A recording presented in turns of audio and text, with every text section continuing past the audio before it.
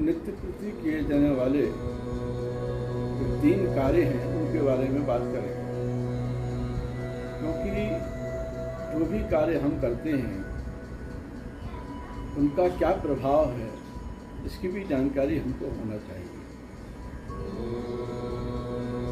चाहे घर का पूजा घर हो या मंदिर हो, प्रत्येक भक्त 3 कार्य अवश्य करता है। पहला कार्य करता है वो मस्तिष्क पर तिलक धारण। मस्तिष्क पर तिलक धारण का मतलब यह है प्रभु के चरणों को मस्तिष्क पर धारण करना, अर्थात प्रभु के सम्मुख पूर्णतः समर्पण।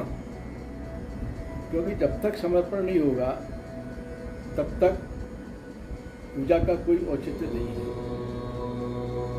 दूसरा,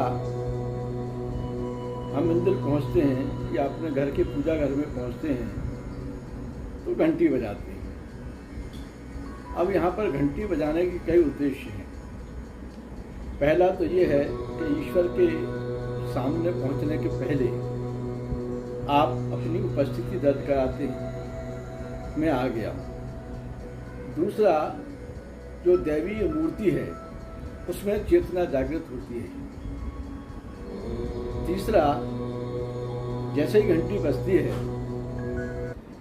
कि गुंजन होता है, गुंजन जैसे ही होता है हमारे शरीर में जो 7 चक्र हैं जिन्हें हम हीलिंग चक्र कहते हैं वो शुरू हो जाते हैं। दूसरी ओर जो तरंगें हैं वो वायु के माध्यम से आसपास के वातावरण में फैलने लगती हैं और फैल करके वातावरण में उपस्थित जो हानिकारक जीवाणु हैं, बैक्टीरिया हैं, उनको नष्ट कर देती हैं। या हम ये कह सकते हैं कि वातावरण को शुद्ध करने लगती हैं। वातावरण शुद्ध हो जाता है, शांतिमय हो जाता है, नास्तिकता खत्म होने लगती है, पॉजिटिव थिंकिंग आने लगती है।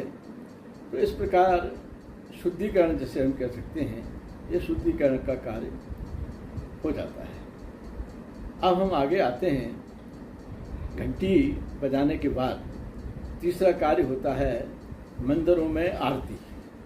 जब आरती होती है तो हम दोनों हाथों से आरती को लेकर के उसे अपने मस्तिष्क पर और आँखों पर लगाते हैं तो हमको सुखद अनुभूति होती है, क्योंकि हमारा जो सृष्टि केंद्र है या सृष्टि ग्रंथि है वो जागृत हो जाती है। इस प्रकार हम ये तीनों जो नित्य प्रति होने वाली गतिविधियाँ हैं उन गतिविधियों को संपन्न करते हैं। राधे राधे।